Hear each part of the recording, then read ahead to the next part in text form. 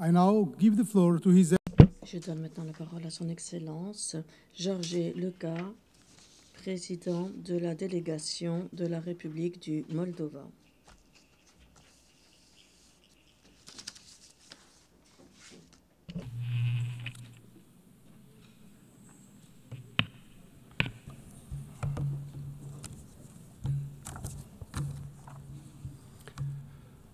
Mr. President, Monsieur le Président, Excellences, Mesdames et Messieurs les délégués, hier, les citoyens de la République du Moldova ont fait leur choix dans les élections les plus importantes de l'histoire de notre pays.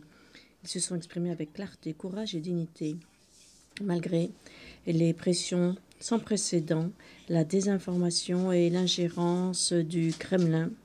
Le peuple moldave a défendu la démocratie via des élections libres et justes. Ce furent non seulement des élections politiques,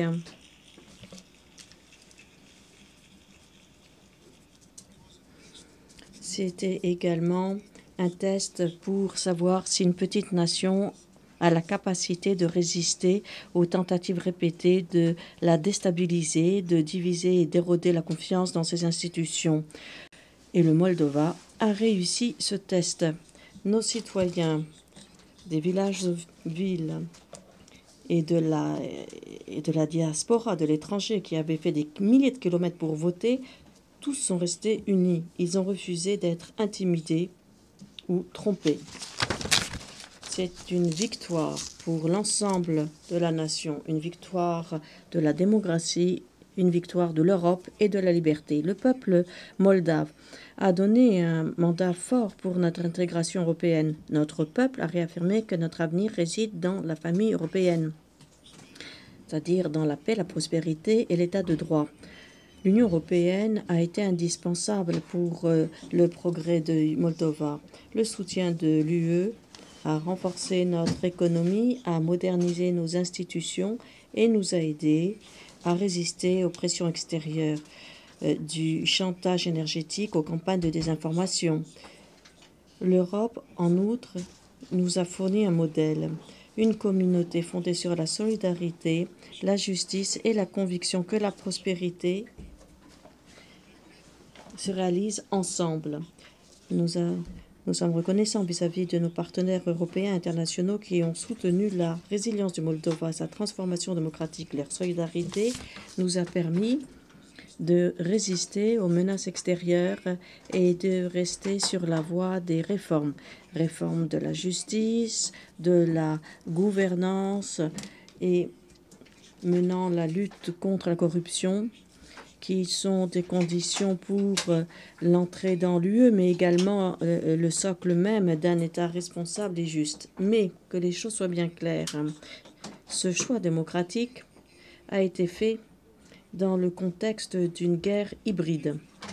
Les ingérences ont commencé bien avant la journée des élections et ne vont pas se terminer après les élections. La Russie a essayé de saper la souveraineté du Moldova via un financement illicite, la désinformation, des cyberattaques et l'intimidation des électeurs. Le jour des élections, des tentatives ont été faites pour empêcher la diaspora de voter, en propageant de faux discours et ciblant les infrastructures électorales. Nos institutions, soutenues par la société civile et des médias indépendants, ont mené la garde et ont défendu la volonté souveraine de notre peuple.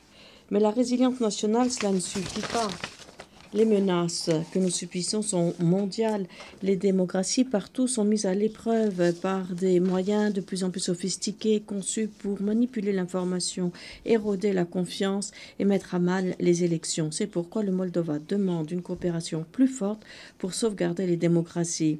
Nous exhortons l'Assemblée et les membres des Nations Unies d'unir leurs forces pour protéger les démocraties des nouvelles menaces dotées de nouveaux moyens. L'engagement du Moldova pour la démocratie est indissociable de notre engagement à la paix.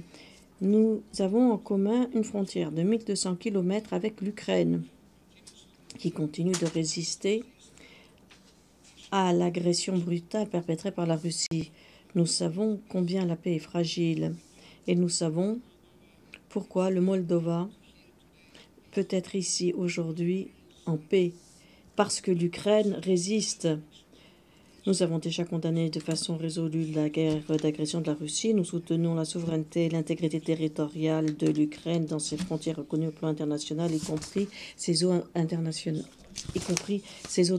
nationales. Chaque missile qui cible des maisons ou des infrastructures civiles viole le droit international. Il faut qu'il y ait reddition de comptes et le Moldova soutient les efforts de la communauté internationale pour documenter et poursuivre ces crimes. Cette guerre n'est pas menée contre l'Ukraine seulement, c'est une guerre menée contre l'Europe, contre la liberté, contre l'ordre international établi par la Charte des Nations Unies. Le Moldova continuera d'être aux côtés de l'Ukraine avec tous ceux qui défendent la paix. La République de Moldova est attachée à une réintégration pacifique fondée sur notre intégrité territoriale et notre souveraineté dans les frontières reconnues au plan international. Une fois encore, nous demandons le retrait immédiat et complet sans condition des contingents russes et de leurs munitions du territoire moldave, conformément aux obligations internationales de la Russie. Ce retrait doit se faire de façon transparente et sous surveillance internationale. Excellence, le Moldova a eu des élections qui étaient un choix national, mais sa signification était mondiale.